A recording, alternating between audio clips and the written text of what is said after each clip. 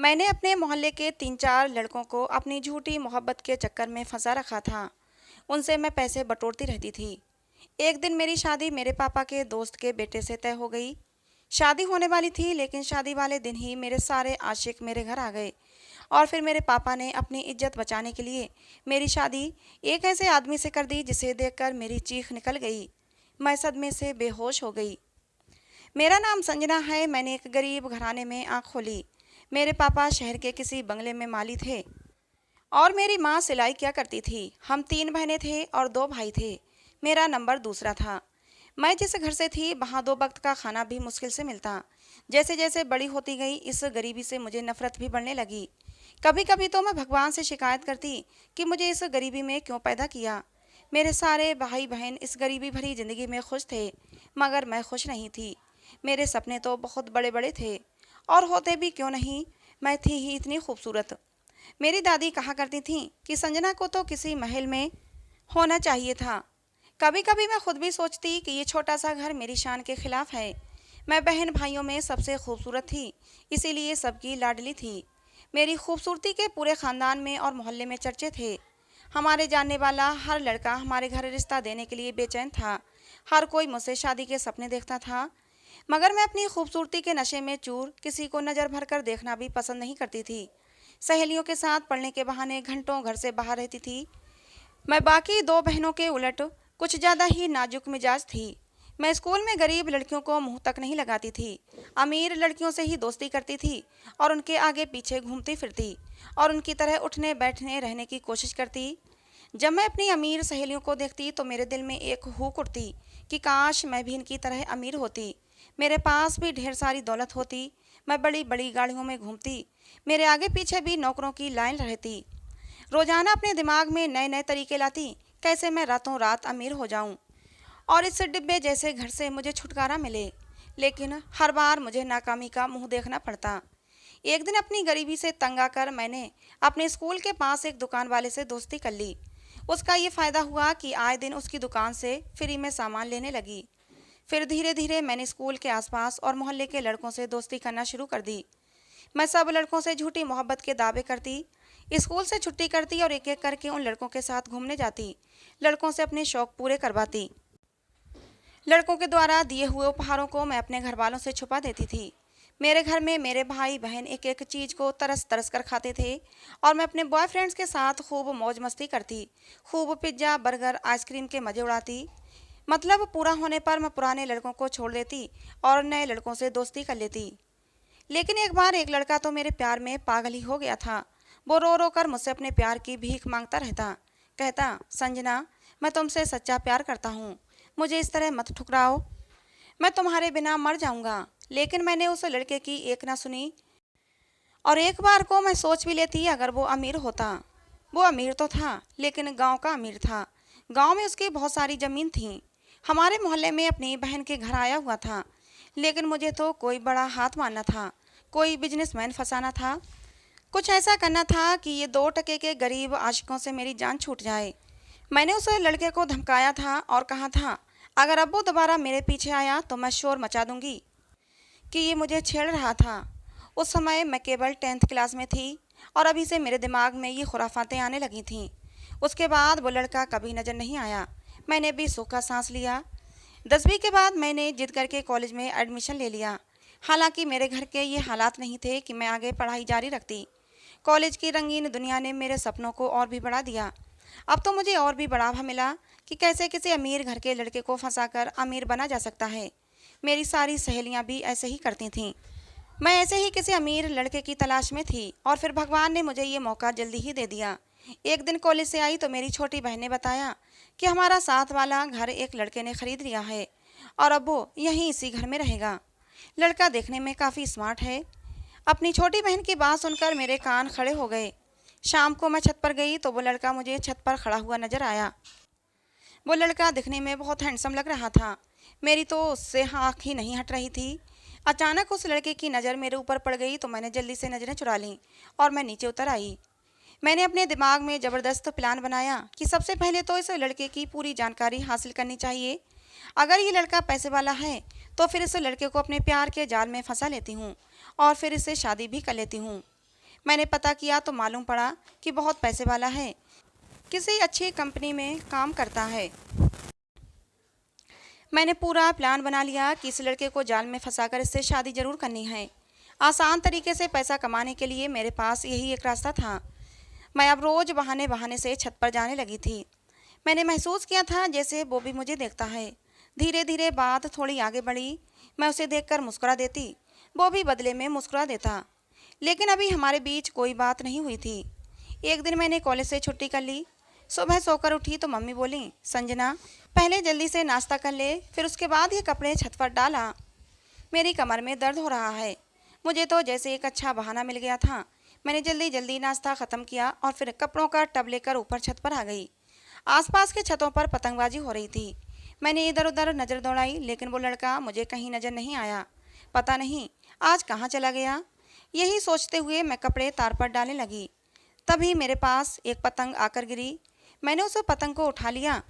देखा तो उस पर एक फ़ोन नंबर लिखा हुआ था। इसका मतलब ये पतंग यहाँ जानबूझकर गिराई गई थी। मैंने आसपास नज़र दौड़ाई, लेकिन मुझे कोई नज़र नहीं आया। मैंने जल्दी से वो नंबर नोट किया और पतंग फाड़ दी और नीचे उतर आई। मेरा दिल ज़ोरों से धड़क रहा था। इससे पहले ऐसा कभी नहीं हुआ था।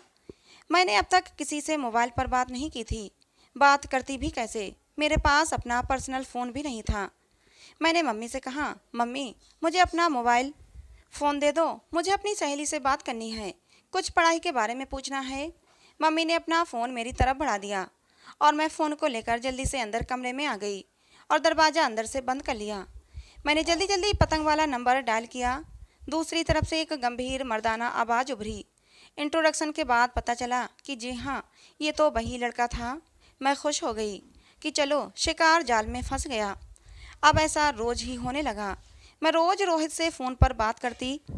कभी पढ़ाई के बहाने फ़ोन ले लेती तो कभी मम्मी के पास से चुपके से फ़ोन उठा लाती और कमरे में बंद हो जाती। पहले मैं हर वक्त दुखी रहती थी, अब खुश रहने लगी थी। पढ़ाई पर से मेरा ध्यान अब हटने लगा था। एक बार उसने मुझसे मिलने की इच्छा जताई तो मैं फ़ौरन मान गई। तय ये हुआ कि कॉलेज की छुट्टी होने तक का सारा समय हम दोनों साथ में रहेंगे। सुबह मैं जल्दी ही उठ गई और मन लगाकर तैयार हुई। मुझे इतने अच्छे से तैयार होते देखकर मेरी बहन और मेरी माँ ने मुझसे पूछा, इतना तैयार होकर कॉलेज क्यों जा रही हो? तो मैंने उनसे कह दिया कि कॉलेज में फंक्शन है, इसीलिए तैयार हो रही हूँ। और फिर जैसा कि तय हुआ था, कॉलेज के गेट पर पहुँचते ही रोहित मुझे मिल गया और मैं उसके साथ चली गई। रोहित ने मुझे खूब सारी शॉपिंग कराई थी। रोहित मेरी खूबसूरती की तारीफ़ें करता जा रहा था। कहने लगा, संजना तुम्हारे हुस्न ने तो मुझे घायल कर दिया है।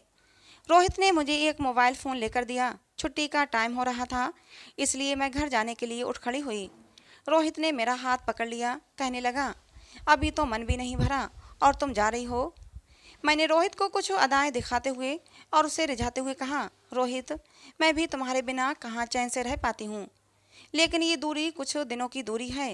रोहित तुम ऐसा करो, जल्दी से शादी कर लो, फिर हम दोनों साथ साथ रहेंगे। रोहित ने मेरे हाथों को चूमते हुए कहा, हाँ जान, बहुत ही जल्द वो दिन आएगा जब मन के साथ साथ हमारा तन भी एक होगा। फिर मैं घर आ गई। मैंने रोहित के द्वारा दी गई सारी शॉपिंग को अलमारी में छुपा दिया। अब मेरे पास मोबाइल फ़ोन था तो रोहित से और भी ज़्यादा बातें होने लगीं। उन्हीं दिनों मेरी बहन की शादी मम्मी के दोस्त के बेटे से हो गई, जिसकी एक छोटी सी किराने की दुकान थी। दीदी की शादी के हंगामे ठंडे पड़े तो घर में मेरी शादी की चर्चाएं होने लगीं। लेकिन जब भी मेरी शादी की चर्चा होती, मैं साफ मना कर देती कि मुझे अभी शादी नहीं करनी। मैं रोहित को पूरी तरह से शीशे में उतार कर उसे शादी के लिए राजी कर रही थी। एक दिन दीदी से मिलने उनके घर गई तो वहाँ एक लड़के को देखते ही मेरा बेईमान दिल फिर से बेईमानी कर बैठा। बहुत ही हैंडसम लड़का था, देखने में भी बहुत अमीर लग रहा था। दीदी से पूछा तो बताया, ये तुम्हारे जीजू का दोस्त है, बहुत ही पैसे वाला है, इसके बाप का बहुत बड़ा बिजनेस है और उस बिजनेस में ये उनका हाथ बटाता है। दीदी के मुंह से इतना सुनना था कि मैंने अपने मन में फ़ौरन इरादा बना लिया कि शादी करनी है तो इसी लड़के से करनी है। अब मैं रोहित से कतराने लगी थी। रोहित मुझे फ़ोन करता तो बस हूँ हाँ में जवाब देकर फ़ोन बंद कर देती। मिलने के लिए बुलाता तो बहाने बना देती।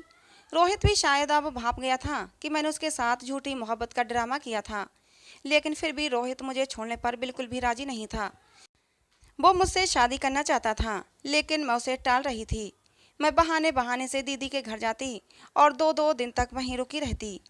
जीजू की और उस लड़के नीलेश की बहुत गहरी दोस्ती थी, इसलिए दीदी के घर नीलेश का आना जाना लगा रहता था। तब मैं हर वक्त नीलेश के आसपास मंडराती रहती, अपनी अदाओं से अपने हुस्न का जादू नीलेश पर चलाती रहती। धीरे धीरे नीलेश मेरे हुस्न का दीवाना हो गया। हम दोनों एक दूसरे से आपस में बातचीत करने लगे। नीलेश पर मेरे हुस्न का जादू ऐसा चला कि कुछ ही दिनों में उसने अपने माता पिता को मेरे घर अपना रिश्ता लेकर भेज दिया। मम्मी पापा को तो यकीन ही नहीं हो रहा था कि इतने बड़े बिजनेसमैन का रिश्ता मेरे लिए आया है। खैर, इस रिश्ते को ओके कर लिया गया। घर में शादी की तैयारियां चलने लगीं, लेकिन मुझे रोहित का डर था। अगर रोहित को पता चल जाता तो वो बखेड़ा खड़ा कर देता। लेकिन किसी भी तरह इस शादी में विघ्न मैं डालना नहीं चाहती थी। लेकिन ये तो जाहिर था कि रोहित को सब कुछ पता चल जाता, क्योंकि वो मेरे घर के बराबर में ही रहता था। मैंने अपनी भरपूर कोशिश की कि रोहित को पता न चले, लेकिन एक दिन उसे पता चल ही गया। उसने मुझे फ़ोन किया और गुस्से में कहने लगा कि मैंने सुना है तुम्हारा किसी अमीर घर में रिश्ता हो गया है और शादी भी होने वाली है।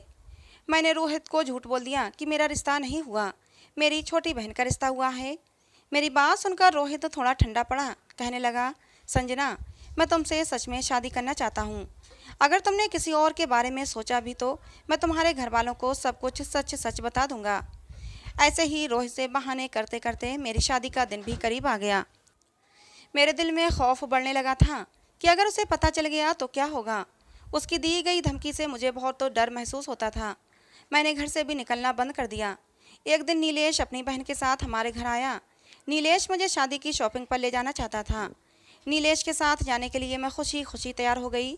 एक दुकान पर हम कपड़े खरीद रहे थे कि तभी रोहित ने मुझे नीलेश के साथ देख लिया।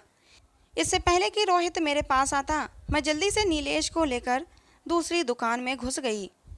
शॉपिंग के दौरान ही रोहित मुझे बार बार फ़ोन किए जा रहा था। मुझे बहुत डर लग रहा था, अगर रोहित नीलेश के सामने आ जाता तो मेरा सब बना बनाया खेल बिगड़ जाता।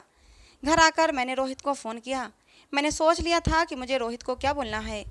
मेरी हेलो सुनते ही रोहित मुझ पर बिगड़ने लगा, लेकिन मैंने उसे शांत करते हुए कहा, रोहित शांत हो जाओ। दरअसल नीलेश को शादी की शॉपिंग करनी थी और हमारे घराने में शादी से पहले लड़का लड़की खुलेआम नहीं घूमते, इसीलिए मैं नीलेश के साथ चली गई थी। रोहित ने मेरी बात पर विश्वास कर लिया। मैंने रोहित को विश्वास में तो ले लिया था, लेकिन मैं अंदर से बहुत ज़्यादा डर गई थी। अगर रोहित ने मेरे घर वालों को सब कुछ बता दिया तो मेरी तो शामत ही आ जाती। मेरे मम्मी पापा गरीब जरूर थे, लेकिन गैरतमंद बहुत थे। वो तो मुझे जान से ही मार देते। जैसे जैसे मेरी शादी का दिन पास आ रहा था, वैसे वैसे मेरी परेशानी भी बढ़ रही थी। कहीं सच में रोहित मेरी शादी में बखेड़ा खड़ा ना कर दे। अगर ऐसा हो गया तो मेरी शादी टूट जाती और मेरे अमीर बनने के सपने भी टूट जाते। रोहित से बचने का और नीलेश से शादी करने का मैंने एक बहुत ही अच्छा प्लान बनाया। मैंने रोहित को फ़ोन किया और कहा कि मेरे घर वाले मेरी छोटी बहन के साथ मेरी भी शादी कर रहे हैं। मेरी बात सुनकर रोहित परेशान हो गया। कहने लगा, अब क्या करें? तुम ऐसा करो, अभी मना कर दो। मैं अपना रिश्ता 2-3 दिन में तुम्हारे घर भेजता हूँ। मैंने कहा, रोहित, मेरे घर वाले नहीं मानेंगे। हम ऐसा करते हैं कि भाग चलते हैं। रोहित मेरी बात मान गया। मैंने उससे कहा कि तुम मेरे घर के पीछे से आकर मुझे ले जाओ। रोहित ने कहा, ठीक है, मैं आता हूँ। रोहित का फ़ोन काटने के तुरंत बाद मैंने अपनी छोटी बहन के पास गई और कहने लगी, सीमा, प्लीज़ तुम ये मेरे कपड़े पहन लो और ये चादर ओढ़कर घर के पिछवाड़े चली जाओ। सीमा मुझे हैरानी से देखने लगी। मैं क्यों जाऊँ वहाँ पर? मैंने सीमा के सामने हाथ जोड़ दिए। मैंने कहा, सीमा, तुम ही मुझे बचा सकती हो, प्लीज़ मुझे बचा लो। मैंने सीमा को अपने और रोहित के बारे में सब कुछ बता दिया।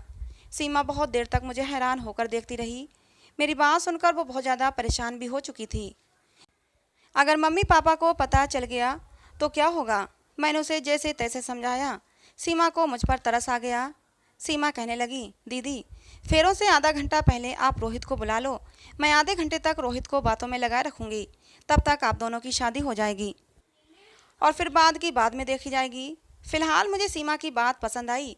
सीमा मेरे कपड़े पहनकर और एक बड़ी सी चादर ओढ़कर घर के पीछे चली गई। अभी सीमा को गए कुछ ही देर हुई थी कि बाहर शोर होने लगा।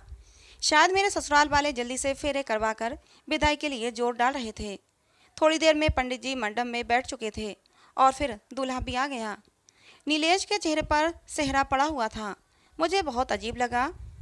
नीलेश तो बहुत ही खुले विचारों वाला था, फिर भला उसने अपना चेहरा सेहरे के पीछे क्यों छुपा रखा था। शादी के फेरे संपन्न हुए।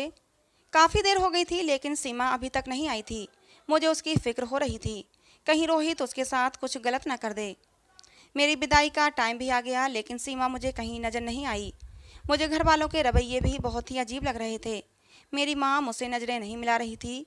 मेरे पापा की आंखों में भी गुस्सा था, लेकिन मैंने सबको नज़रअंदाज कर दिया और मैं नीलेश के साथ अपनी नई ज़िंदगी के बारे में सोचने लगी।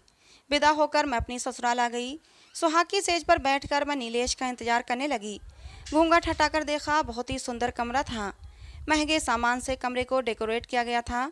कमरे की साज सज्जा को देखकर ही लग रहा था कि नीलेश कितना पैसे वाला है। मुझे अपनी किस्मत पर गर्व होने लगा। तभी मुझे किसी के आने की आहट हुई तो मैंने जल्दी से घूंघट में चेहरा कर लिया। नीलेश दरवाज़ा खोलकर अंदर आ गया।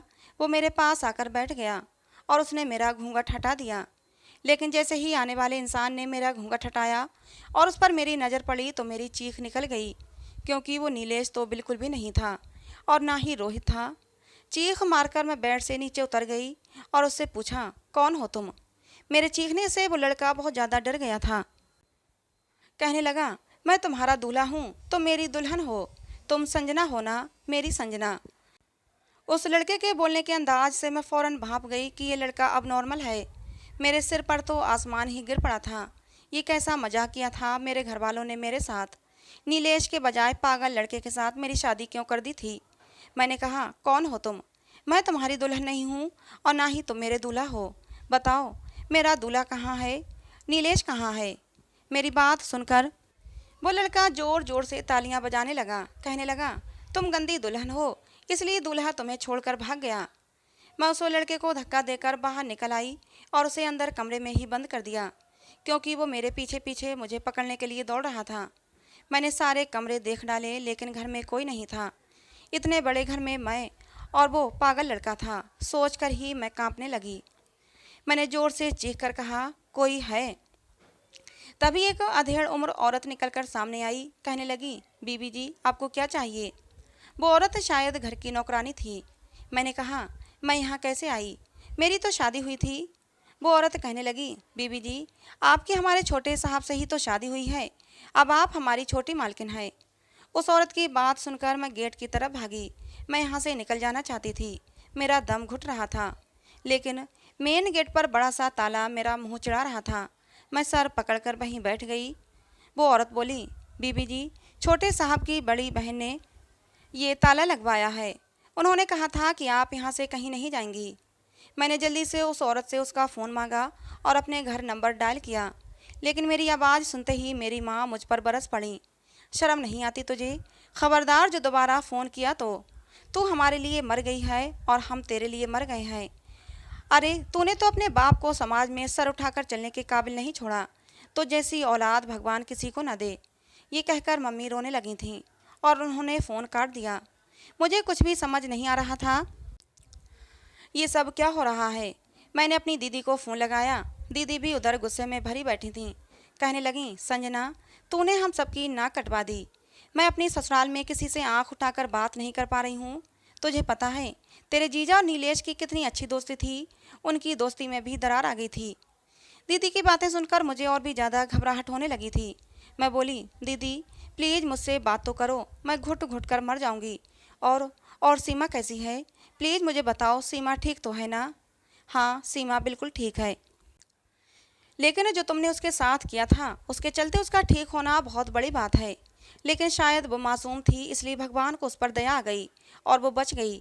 तुमने अपने हिस्से की बदनामी सीमा के हिस्से में डालना चाहिए थी, लेकिन भगवान की लाठी बेआवाज़ होती है। उसने तुम्हारे हिस्से की खुशियाँ सीमा को दे दी। अब वो अपनी ज़िंदगी में खुश है। मैं रोने लगी। दीदी प्लीज़ मुझे और मत तड़पाओ।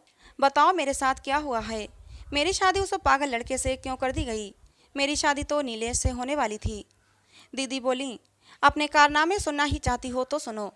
जब तुमने रोहित के पास सीमा को खुद के कपड़ों में भेजा था तो सीमा वहाँ खड़ी रोहित का इंतजार कर रही थी। थोड़ी ही देर में रोहित वहाँ पर आ गया था। सीमा ने अपना चेहरा छुपा रखा था। पहले तो रोहित ने यही समझा कि ये संजना है, लेकिन बाद में उसे पता चल गया कि ये संजना नहीं, सीमा है। और फिर भी रोहित उसके साथ बदतमीजी करने लगा। कहने लगा, तुम्हारी बहन ने मुझे धोखा दिया है, अब उसकी सजा तुम्हें मिलेगी। रोहित ने सीमा को जबरदस्ती बाहों में भर लिया। सीमा अपने बचाव के लिए जोर जोर से चीखने लगी। उसके चीखने की आवाज़ सुनकर नीलेश वहां पहुंच गया। नीलेश ने सीमा को रोहित से बचा लिया और रोहित को बहुत मारा। पिटने के बाद रोहित ने तुम्हारी सारी सच्चाई नीलेश को बता दी। तुम्हारी कुछ फोटोज रोहित के पास थीं और कुछ कॉल रिकॉर्डिंग थी, वो सब रोहित ने नीलेश को दिखा दी। सीमा से पूछने पर भी सीमा ने यही बताया कि हाँ, संजना दीदी के कहने पर ही मैं यहाँ आई थी। अब तो शक की कोई गुंजाइश नहीं थी। शोर सुनकर सब लोग वहीं पर इकट्ठे हो गए थे। नीलेश ने सबके सामने ऐलान कर दिया कि मैं संजना से शादी नहीं करूँगा। पापा को इतना गहरा सदमा लगा कि वो सीने पर हाथ रखकर वहीं बैठते चले गए। नीलेश बहुत ही अच्छा लड़का है, उसे पापा की हालत देखी नहीं गई। उसने पापा को संभाला और कहा, अंकल आप टेंशन न लें, मैं आपकी बेटी से ज़रूर शादी करूँगा, लेकिन संजना से नहीं, सीमा से। मैं सीमा से शादी करना चाहता हूँ। इस तरह सीमा और नीलेश की शादी हो गई और तुम्हारी शादी अभिषेक से कर दी गई। अभिषेक की बहन ने खुद आगे बढ़कर तुम्हारा हाथ अभिषेक के लिए मांगा था। हालांकि सबको पता था कि अभिषेक अब नॉर्मल है, फिर भी अभिषेक के साथ तुम्हारी शादी कर दी गई, क्योंकि तुमने जो किया था उसके लिए तुम्हें सज़ा मिलना ज़रूरी थी। संजना, मैंने सब कुछ तुम्हें बता दिया है, अब आगे से मुझे फ़ोन मत करना। तुम्हारा और मेरा रिश्ता हमेशा हमेशा के लिए ख़त्म। अगर ये बात तुम्हारे जीजू को पता चली कि मैं तुमसे बात करती हूँ तो वो मुझे घर से निकाल देंगे, इसलिए प्लीज़ मुझे दोबारा कॉल मत करना। ये कहकर दीदी ने फ़ोन काट दिया और मैं वहीं सर पकड़कर बैठ गई। मैं रोना चाहती थी, चीखना चाहती थी, लेकिन मेरे गले से आवाज़ नहीं निकल रही थी। बेआवाज़ मेरी आंखों से आंसू बह रहे थे। मैं वहीं सोफे पर पड़े पड़े सो गई। सुबह मुझे किसी ने कंधे से पकड़कर उठाया तो मैं हड़बड़ाकर उठ बैठी। ठीक सामने एक औरत खड़ी थी। कहने लगी, मैं तुम्हारी बड़ी ननद हूँ, मैंने ही अपने छोटे भाई से तुम्हारी शादी करवाई है। मैं चीख पड़ी, आपको शर्म नहीं आई अपने अबनॉर्मल भाई की शादी मुझ जैसी खूबसूरत लड़की से करवाते हुए? मेरी बात सुनकर वो औरत ज़ोर ज़ोर से हंसने लगी। कहने लगी, अरे शुक्र मनाओ कि मैंने अपने भाई से तुम्हारी शादी करवा दी, नहीं तो कोई तुम्हारे ऊपर थूकता भी नहीं। और जिसे तुम अबनॉर्मल कह रही हो उसे पागल बनाने वाली भी तुम ही हो। याद करो वो समय जब अभिषेक तुम्हारे प्यार में पागल था। अब तक तुमने न जाने कितने लड़कों से दोस्ती की है, इसीलिए तुम शायद अभिषेक को भूल गई हो, लेकिन अभिषेक तुम्हें आज तक नहीं भुला पाया। वो तुम्हारे प्यार में पागल हो गया है। उस समय तुम सिर्फ 10वीं क्लास में थी और तभी से तुमने उस पर अपने प्यार का जादू चला दिया था। तुम्हारे लिए शायद वो खेल था और शायद पैसे कमाने का जरिया भी, लेकिन अभिषेक तुमसे सच्ची मोहब्बत कर बैठा था। जब तुमने उसे ठुकरा दिया तो वो पागल हो गया। वो सब कुछ भूल गया, लेकिन तुम्हारा नाम अभी तक नहीं भूला। भले ही हम गांव से बिलोंग करते थे, लेकिन गांव के लोगों के पास भी दिल होता है। अपने भाई का इलाज करवाने के लिए मैंने गांव की अपनी सारी ज़मीनें बेच दी और यहाँ शहर में आकर शिफ्ट हो गई, लेकिन कोई भी डॉक्टर मेरे भाई को ठीक नहीं कर सका। मैं नीलेश की तरफ से नीलेश की और तुम्हारी शादी में आई हुई थी। जब नीलेश ने तुम्हें ठुकरा दिया तो मुझे एक होप मिली कि शायद अगर मैं तुम्हारी शादी अपने भाई से करवा दूँ तो हो सकता है मेरा भाई ठीक हो जाए, और अगर ठीक ना भी हुआ तब भी ज़िंदगी भर तुम मेरे पागल भाई को झेलती रहोगी, और यही तुम्हारे कर्मों की सज़ा है। और यही सोचकर मैंने अपने भाई की शादी तुम्हारे साथ करवा दी। मेरे सिर पर धमाके हो रहे थे। गुस्से की वजह से रात मैंने अभिषेक को पहचान नहीं पाई थी। मैं भागती हुई कमरे में गई। अभिषेक मासूम बच्चों की तरह सो रहा था।